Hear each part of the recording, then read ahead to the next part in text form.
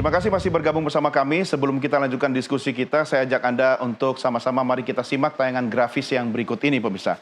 Ini kita coba bedah terkait dengan Undang-Undang Perguruan Tinggi ya, dalam pasal 73 ayat 5 Undang-Undang nomor 12 tahun 2012 tentang pendidikan tinggi. Itu penerimaan mahasiswa baru perguruan tinggi merupakan seleksi akademis dan dilarang dikaitkan dengan tujuan komersial. Nah, sementara dalam pasal 76 ayat 3 Undang-Undang nomor 12 tahun 2012 dikatakan bahwa perguruan tinggi atau penyelenggara perguruan tinggi menerima pembayaran yang ikut ditanggung oleh mahasiswa untuk membiayai studinya sesuai dengan kemampuan mahasiswa, orang tua mahasiswa, atau pihak yang membiayai. Nah, dalam pasal 85 ayat 2 undang-undang yang sama disebutkan bahwa pendanaan pendidikan tinggi dapat juga bersumber pemirsa, bersumber dari biaya pendidikan yang ditanggung oleh mahasiswa sesuai dengan kemampuan mahasiswa, orang tua mahasiswa, atau pihak lain yang membiayai. Nah, ini kalau bahasa undang-undang ini selalu bersayap ya, Mas Iksan ya. Tergantung tafsirnya gitu kan. Nah, setelah Anda kemudian berhasil membatalkan SK Rektor, tetapi belum ada SK penggantinya, kira-kira harapan dari teman-teman mahasiswa sendiri itu UKT ada di kisaran atau angka berapa? Kalau kita pukul rata dari semua program studi yang ada, Mas.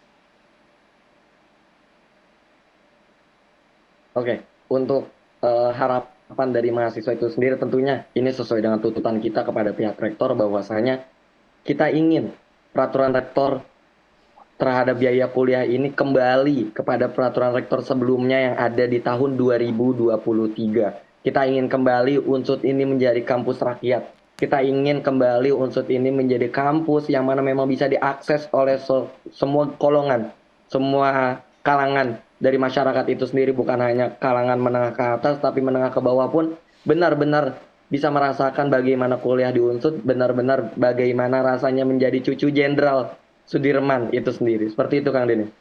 Kalau peraturan rektor tahun 2023 itu kira-kira aja sih kalau di prodi Anda itu, Mas Iksan, itu UKT-nya berapa ya? Sama, masih dengan total 2.500.000. Oh, berarti dari tahun 2000 berapa tadi? 2013 sampai 2023 itu nggak berubah ya? 2,5 juta ya? Iya, betul. Makanya memang dari Unsud itu sendiri terkenal dengan kampus rakyat tuh seperti itu. Oke. Nah, apakah sudah ada upaya atau komunikasi yang dilakukan kepada pihak rektorat untuk mungkin duduk sama-sama gitu kan? Anda bisa mengajak teman-teman mahasiswa untuk mengukur kemampuan mahasiswa. Rektorat juga pasti sudah memiliki akses untuk melakukan itu. Sehingga ketemu angka. Ya mungkin akan sulit ya balik ke 2,5 gitu. Tapi ketika naik, kenaikan itu berapa persen yang menurut Anda itu masih bisa diterima oleh teman-teman mahasiswa? Oke, untuk perhitungan seperti itu memang dari pihak rektorat yang lebih paham. Karena bagaimanapun segala data dan sebagainya itu pihak rektorat yang bisa memahami hal tersebut, yang punya datanya juga. Kita dari pihak mahasiswa tentunya akan terus melakukan pengawalan kepada pihak rektorat dengan harapan bahwa UKT mahasiswa ini apa-apa yang dibebankan kepada mahasiswa ini bukan bisa menjadi beban tersendiri untuk mahasiswa itu sendiri. Kita bisa menjadi mahasiswa yang merdeka. Kita ingin benar-benar bisa menjadi mahasiswa yang berkuliah dengan merdeka. Kita tidak ingin dibebankan oleh biaya kuliah kita walaupun memang ya kita harus membayar hal tersebut. Jadi harapannya pasti dari kita, dari pihak rektorat khususnya untuk bisa berkomunikasi dengan pihak mahasiswa untuk bisa mentransparansikan kenapa mungkin dari pihak rektorat untuk menaikkan biaya kuliahnya, untuk bisa menetapkan jadi segini dan segini gitu. Kita butuh transparansi itu, kita butuh berdialog dengan rektorat. Seperti itu, Kang Denny. Ya, Mas Iksan, saya mau bacakan sebuah kutipan ya. Ini disampaikan oleh mantan Menteri Pendidikan kita, Anies Baswedan. Ini datanya saya diberikan oleh produser saya. Dikatakan Anies pernah menjelaskan peserta didik tidak seharusnya dijadikan sebagai sumber dana. Perubahan ini harus dimulai dari pemerintah pusat. Nah, kutipannya adalah kalau tidak mahasiswa pun dipandang sebagai revenue stream, dipandang sebagai customer, sumber pendanaan. Dari mana mulainya? Bukan rektornya, bukan dekannya, tapi justru dari kebijakan pemerintah pusat. Jadi ini harusnya pemerintah pusat dalam hal ini Menteri Pendidikan Kebudayaan atau mungkin Presiden langsung memerintahkan Menteri untuk membuat kebijakan yang pro pada mahasiswa, pro pada pendidikan, pro pada rakyat begitu. Oke, Mas Iksan, saya harus mengakhiri diskusi kita sebagai catatan penutup. Ya, apa baik. yang ingin Terima kasih, Anda Kang Denny. sampaikan? Satu, kepada pihak rektorat. Kedua, kepada calon adik-adik mahasiswa baru Anda nih, yang akan masuk ke kampus menjadi cucu-cucunya Jenderal Sudirman. Silakan.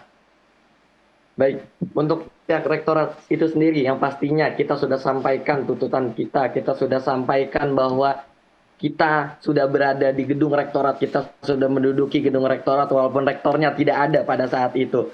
Cukup disayangkan. Yang ingin saya sampaikan adalah di mana pihak-pihak rektorat bisa mendengar apa-apa yang dibutuhkan oleh mahasiswa. Benar-benar bisa menentukan kebijakan berdasarkan asas keadilan, berdasarkan kebutuhan-kebutuhan dari mahasiswa itu sendiri, bukan tentang kebutuhan-kebutuhan dari pihak rektorat itu sendiri. Makanya dari itu tentunya kami dari mahasiswa pun berpesan bahwa kita masih memiliki 4 tuntutan. Kita masih memiliki tuntutan yang memang harus diselesaikan oleh pihak rektorat itu sendiri. Dan untuk adik-adik calon mahasiswa baru Universitas Jenderal Sudirman, calon cucu-cucu jenderal nantinya, kita berpesan bahwasanya di sini kakak-kakak kalian, kating-kating kalian masih berusaha untuk menggaungkan di mana peraturan rektor ini harus segera dicabut, harus segera diganti dengan asas-asas keadilan itu sendiri. Di mana di sini kita para teman-teman, kakak-kakak kalian masih berjuang untuk bisa adik-adik sekalian, untuk bisa teman-teman calon mahasiswa baru berkuliah dengan merdeka, berkuliah tanpa dengan adanya beban, dibebankan dengan biaya kuliah itu sendiri. Itu saja Kang Denny, sekali lagi terima kasih kepada pihak Nusantara TV yang sudah mengundang. Semoga ini bisa menjadi salah satu jalan mahasiswa menyuarakan apa yang ingin disuarakannya untuk bisa menjadi mahasiswa yang merdeka. Seperti itu, terima kasih Kang Denny. Oke, Mas Iksan itu gaya ngomongnya udah kayak rektor ini ya. Tapi nanti kalau jadi rektor Bisa, jangan bisa. naikin UKT kayak gitu ya. Amin. Oke, saya Minimalnya ada komunikasi dengan mahasiswa. Nah, itu yang penting. Tapi ketika kemudian rektor belum membuat peraturan rektor pengganti, apakah Anda akan turun lagi, demo lagi? Untuk perihal itu sedang kita komunikasikan, sedang kita diskusikan. Yang pasti kita akan terus mengawal, kita akan terus mengecek apakah rektor ini benar-benar mendengarkan aspirasi kita, benar-benar mendengarkan kebutuhan-kebutuhan kita. Seperti Oke. itu Kang Denny. Baik, saya dukung. Tapi jangan lupa tugas utama tetap adalah belajar ya. Siap. Oke, Siap. Mas Iksan terima kasih. Salam buat semua teman-teman di kampus. Baik, terima kasih. Sampai Kang jumpa Denny. kembali. Terima kasih kembali. Ya, pemirsa, demikian diskusi saya terkait dengan biaya kuliah ugal-ugalan. Jangan sampai nanti ada lagi istilah, kalau dulu ada istilah orang miskin dilarang sakit karena mahalnya biaya kesehatan di Indonesia. Jangan lagi ada istilah orang miskin nggak boleh kuliah. Saya akhiri sampai di sini diskusi kita, tapi setelah ini Anda tetap bersama kami. Anda dapat mengikuti program NTV Election. Saya Doni De Keyser berterima kasih atas nama seluruh kerabat kerja yang bertugas. Sampai jumpa, salam Nusantara.